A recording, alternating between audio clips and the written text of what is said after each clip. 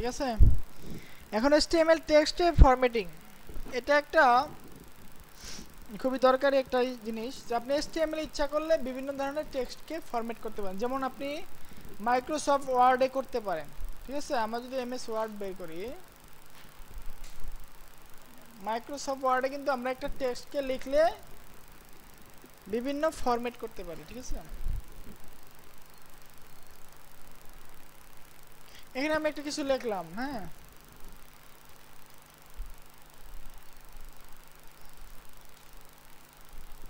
তো এই টেক্সটকে আমরা বিভিন্নভাবে ফরম্যাট করতে পারি। কিন্তু এই যে এখানে দেখেন, এই যে মেনুটা দেখতেছেন, এটা হচ্ছে পুরোটা হচ্ছে টেক্সটের ফরম্যাটিং মেনু।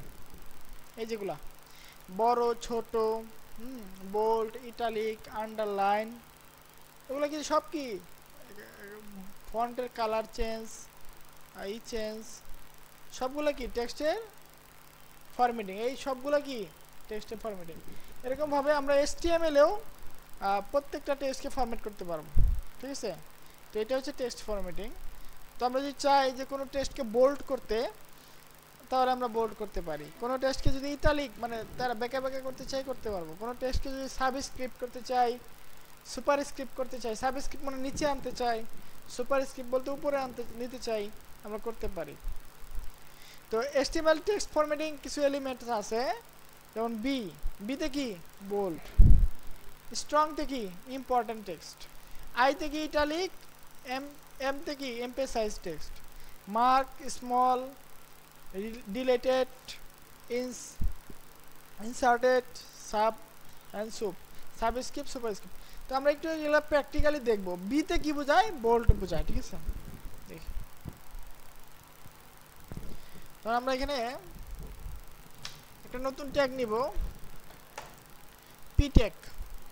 এই পি ট্যাগের মধ্যে আমরা লরেম নিব, মনে করেন 200।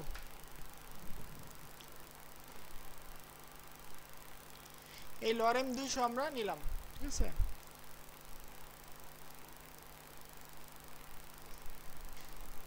এই লরেম 200 নিলাম, এটার মধ্যে আমরা ফরম্যাটিংটা করব, ঠিক আছে। আমরা যদি চাই যে লরেমটাকে, এই লরেম ইফসাম এই লেখাটাকে বোল্ড করতে, তাহলে আমরা কিভাবে করব? এটা নেস্টেড ট্যাগ ইউজ করব, সেটা হচ্ছে নাম হচ্ছে নেস্টেড। এই কারণে বললাম পি এর ভিতরে তো আরেকটা ট্যাগ ইউজ করতেছি আমরা, এই কারণে নেস্টেড বললাম। এটার নাম হচ্ছে আপনার বি। আমরা এই বি ট্যাগের ভিতরে এই লরেম ইফসাম লেখাটাকে কাট করে দেব। তাহলে কি এই লেখাটা কি হবে, বোল্ড হয়ে যাবে, বুঝছেন না, বোল্ড। আমরা যদি চাই না আবার স্ট্রং, আরেকটা কি আছে ট্যাগ স্ট্রং। স্ট্রং এর কাজ কি, ধরেন আমরা এই লেখাটাকে স্ট্রং করব, এই যে আমিট, আচ্ছা, এই লেখাটাকে কাট করে আমরা স্ট্রং দেব। স্ট্রং, স্ট্রং মানে কি একটু শক্তিশালী লেখা। তো দেখি কেমন হয়। দেখেন বোল্ড আর স্ট্রং এর মধ্যে সেম রেজাল্ট, কোনো পার্থক্য নাই, সেম। বাট রিকমেন্ডেড কি বোল্ড ইউজ করা না স্ট্রং ইউজ করা? অবশ্যই স্ট্রং ইউজ করা। কেননা আপনি গুগল মানে এসইও যখন করবেন, গুগল যখন আপনার পেজটাকে ক্রল করবে, তখন বি এর চেয়ে স্ট্রং লেখাটা কি বেশি বোধগম্য। বিতে আপনি অনেক কিছু হইতে পারে, বিতে বিগ হইতে পারে, বিতে বোল্ড হইতে পারে, বিতে অনেক কিছু হইতে পারে। বাট স্ট্রং বলতে কি বোঝা যাচ্ছে শক্তিশালী কোনো লেখা। অর্থাৎ এই লেখাটা আমি যে বোল্ড করছি, এই লেখাটা তুমি পড়ো গুগল, কারণ এই লেখাটা ইম্পর্টেন্ট একটা লেখা, ইম্পর্টেন্ট লেখা বলে আমি এটাকে বোল্ড করছি। তো আমরা স্ট্রং ইউজ করবো সবসময়, বি ইউজ না করে স্ট্রং ইউজ করবো, দুইটার কাজ সেম। ওকে, আর একটা কি আছে, আই, একটি ইটালিক টেক্সট, অর্থাৎ লেখাটা একটু বাঁকা বাঁকা হবে। ধরেন আমরা আই এটাকে ইটালিক করব, এই লেখাটাকে। তাহলে কি দিব, আই ট্যাগের ভিতরে এটা বসায় দিব, ঠিক আছে।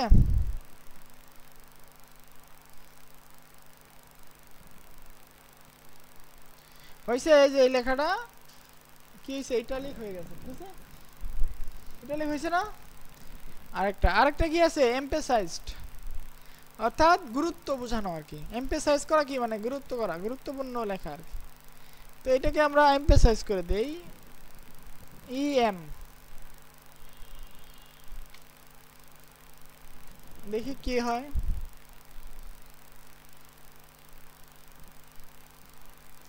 এই লেখাটা এমফেসাইজ,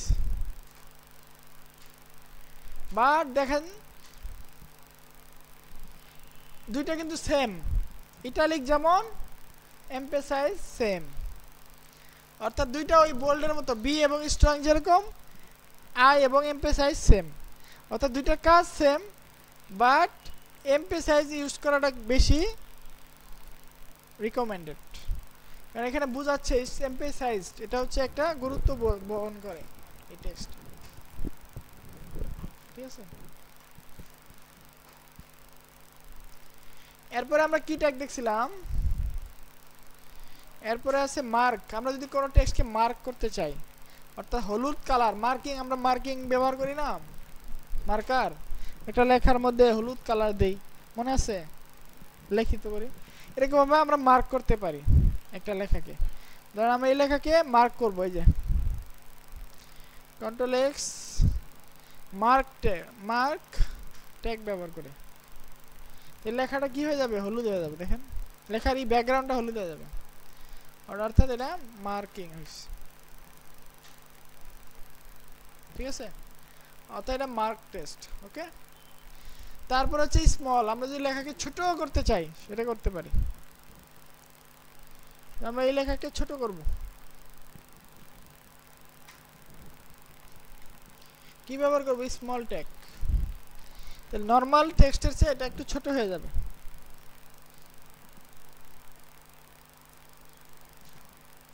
হয়েছে কিনা, এই যে লেখাটা ছোট হয়েছে না, নরমাল টেক্সটের চেয়ে ছোট হয়ে গেছে। আরেকটা কি আছে, ডিল। ডিল মানে কি, ডিলেটেড টেক্সট, অর্থাৎ আমরা বিভিন্ন ই কমার্স ওয়েবসাইটে যাই না, যেমন আমার ওয়েবসাইটে যাই,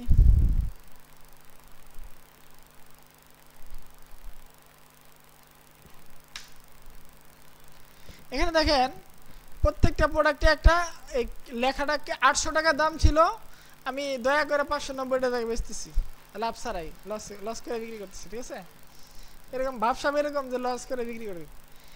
তো এই যে ডিলেটেড মানে টেক্সটটা ডিলিট করে দিছে, মানে উপরে একটা মানে মার্ক করে দিছে যে এইটা না, এই প্রাইস বাদ আমি দাম হচ্ছে এটা, ঠিক আছে। এরকম ভাবে আপনি যে কোনো টেক্সটকে ডিলিট করতে পারেন, এটা ই কমার্সে খুব কাজে লাগে। এই লেখাটা আমি ডিলিট করে দেবো,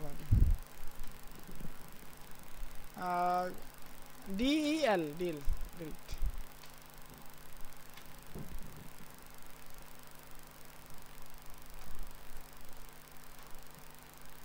দেখছেন লেখাটা কেটে গেছে, এরকম ভাবে উপরে একটা দাগ আসছে, ঠিক আছে। আর যদি আমি ইঞ্চ ব্যবহার করি তাহলে সম্ভবত নিচে আন্ডারলাইন চলে আসবে, দেখি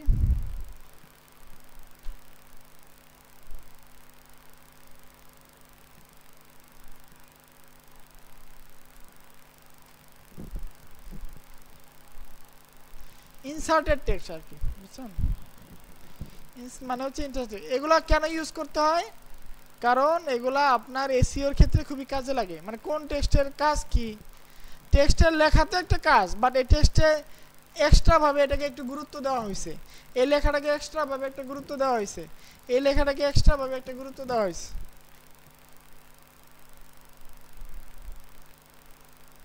দেখছে আন্ডারলাইন চলে আসছে। তারপর হচ্ছে সাবস্ক্রিপ্ট এন্ড সুপারস্ক্রিপ্ট। যেমন আমরা ই লিখি, ধরেন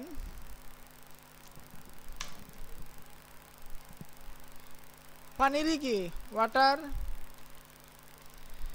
আপনার সায়েন্সের কি আছে, পানির কি বলে এটাকে, ওর নাম কি, হ্যাঁ H2O, হ্যাঁ H2O সংকেত, পানির সংকেত এটা, হ্যাঁ। আর একটা বলেন হাইড্রোজেনের সংকেত কি, হ্যাঁ H2, আর পানি কি H2O না, H20 না H2O, ও এখন দেখেন আমি H2O লিখলাম, বাট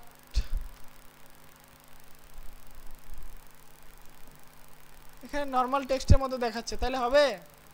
এটাকে আমি নিচে আনতে হবে, টুটাকে নিচে আনতে হবে। তারপর টুটাকে কীভাবে নিচে আনবো? এই সাবস্ক্রিপ্ট ব্যবহার করে।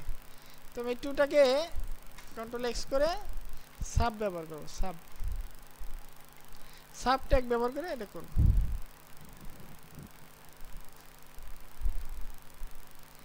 নিচে আসছে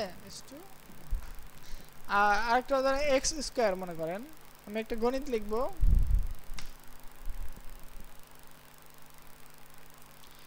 x2 মানে x এর মান হবে 2, মানে x এরই পাওয়ার হচ্ছে 2। তো এটা আমি কিভাবে x2 লিখলে এভাবে আসবে, বাট এটাকে যদি আমি ওই সুপার স্ক্রিপ্ট করি তাহলে ওটা উপরে চলে যাবে।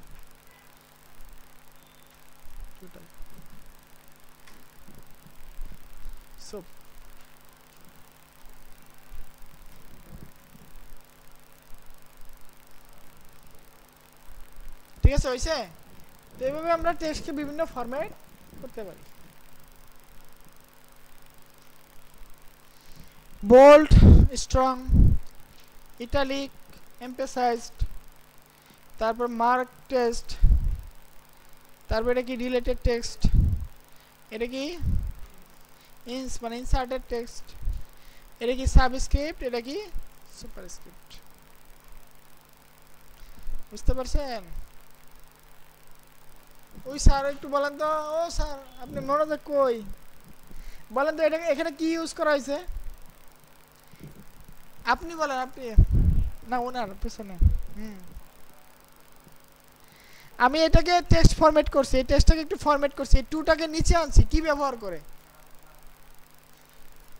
আপনি ক্লাসে মনোযোগী নাই, এই কারণে আপনাকে জিজ্ঞেস করলাম, হয়তো অন্যদিকে ছিলেন।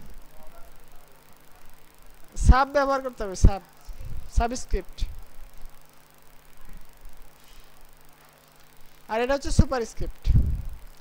আচ্ছা ওই পিছনের স্যার বলেন তো, আপনি বলেন তো এটা কি ব্যবহার করা হয়েছে? এই হলুদ কালার করার জন্য কি ব্যবহার করা হয়েছে, কোন ট্যাগটা ব্যবহার করা হয়েছে?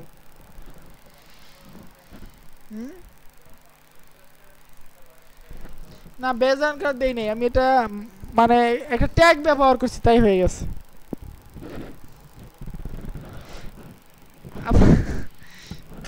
ক্লাস ঠিক মতো করেন না, তাহলে হবে। এটা মার্ক টেক্সট, মার্ক করা হয়েছে, ঠিক আছে? ওকে, যে কোনো সময় যে কোনো কিছু জিজ্ঞেস করতে পারি, সুতরাং দেখেন। ওকে ওকে, b tag element define bold text but without any extra importance। Strong করলে কি এক্সট্রা ইম্পর্টেন্স দেখাবে। define text with strong importance, ঠিক আছে? I and emphasize then same।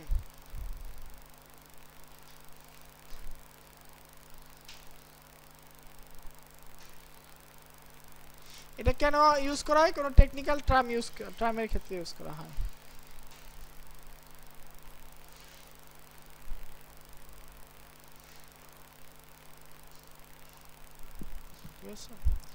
Small mark, del, ins, sub, এগুলো হচ্ছে superscript. Two of the following HTML elements make the text bold, which two? বলেন তো, আপনি বলেন, এই প্রশ্নের উত্তরটা আপনি বলেন। Two of the following HTML elements make the text bold, which two?